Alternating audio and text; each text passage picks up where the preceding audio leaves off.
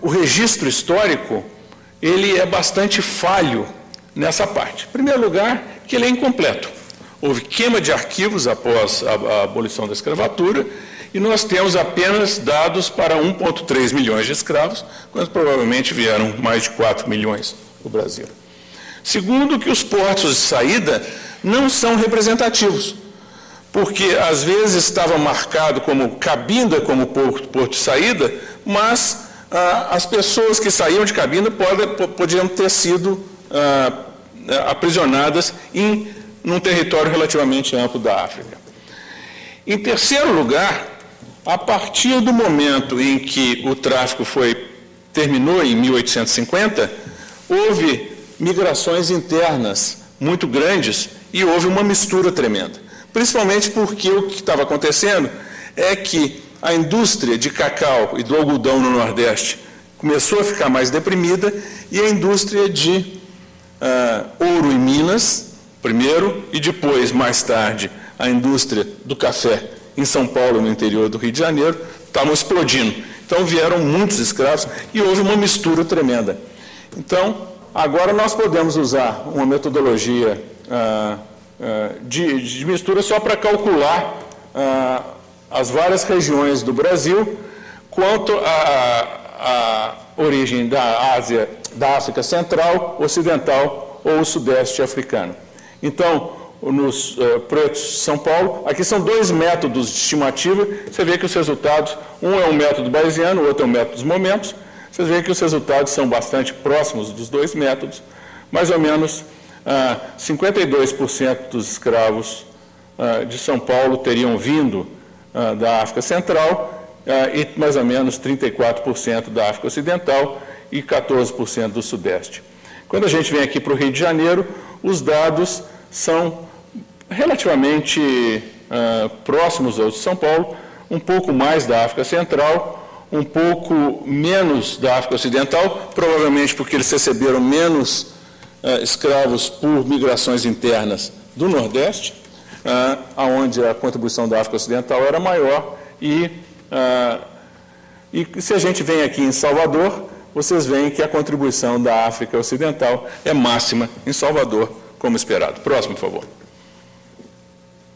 Muito bem. No século XIX aconteceu um episódio que tem tudo a ver com os franceses, que ficou chamado como sendo o branqueamento do Brasil. Próximo, por favor. E só lembrar um pouquinho da história, né? Quer dizer, em 1808, a corte portuguesa veio para o Brasil, fugindo de Napoleão Bonaparte. E é a primeira contribuição dos franceses para essa história, né? Então, eles expulsaram, e veio a Dona Maria e o príncipe regente, que era Dom João VI. E aportaram no Brasil e abriram os portos. Até 1808 só tinham vindo, efetivamente, portugueses para o Brasil. Teve uma invasão francesa, uma invasão holandesa. Mas os números eram pequenos. Então, em 1808, eles abrem e começam a vir mais imigrantes para o Brasil. E o movimento da população entre 1808 e 1870 foi relativamente pequeno, próximo. Em 1870, nós temos o nosso primeiro censo. A população do Brasil, naquela época, era de um total de mais ou menos 9 milhões de pessoas. Isso está em algum lugar, que eu não sei aonde que é, que eu não estou achando aqui agora. Você vê que é o total de indivíduos negros e o total de indivíduos brancos, se você somar, dá mais ou menos 9 milhões. E nessa época, mais ou menos, um pouco antes de 1872, próximo, mas ao redor disso, o Brasil, em 1872, próximo, era um país onde 60% dos indivíduos eram negros, próximo, havia apenas 382 mil estrangeiros, dos quais a maior parte eram escravos africanos, próximo, e 81% da população não sabia ler. Foi essa a situação quando, próximo, veio para o Brasil um adido cultural, que era o conde Arthur de Gobineau. E o Gobineau era um indivíduo que era infame na Europa, inclusive tinha publicado o Tratado sobre a Inegalidade das Raças Humanas. Ele era um racista de 4 costados. E então o Gobineau, quando ele veio para o Brasil, ele achou isso aqui o fim do mundo. um país onde 60% da população era negra, e é interessante que o nosso imperador, próximo, por favor, eu não sei se os franceses sabiam disso, ele viveu aqui no Brasil de 69 a 70. O nosso imperador Pedro II era um francófilo. Ele chegava ao ponto de falar francês em casa, porque ele era, na verdade, sobrinho de Napoleão Bonaparte. Ele era sobrinho da segunda esposa de Napoleão Bonaparte. E, quando o Gobineau veio, o Pedro II acolheu o Gobineau no Palácio Imperial, e eles passavam noites conversando. E o Gobineau falou para o Pedro II, falou, olha, o Brasil não tem jeito, do jeito que está, ele não vai a lugar nenhum. O único jeito de tentar melhorar o Brasil é trazer um monte de europeus para cá. E o Pedro II foi na conversa do Gobineau. Então, ele resolveu começar um processo, que é o processo chamado branqueamento do Brasil, que era a atração de imigrantes europeus.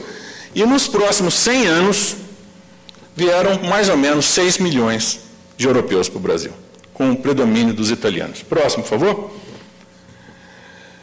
E, então, só para vocês verem, o número de imigrantes passa de 212 mil em 1871 para 3 milhões 538 nesse período de 50 anos, e no outro período de 50 anos, mais 1 milhão e 800.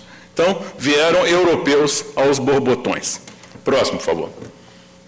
E a cor do Brasil foi se modificando.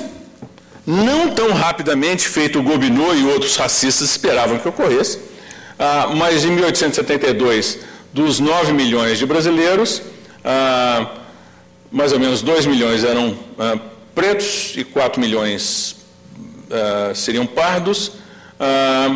Em 1890, 18 anos depois, você já tinha um predomínio, quase 50% dos indivíduos eram brancos. Próximo, por favor. Próximo.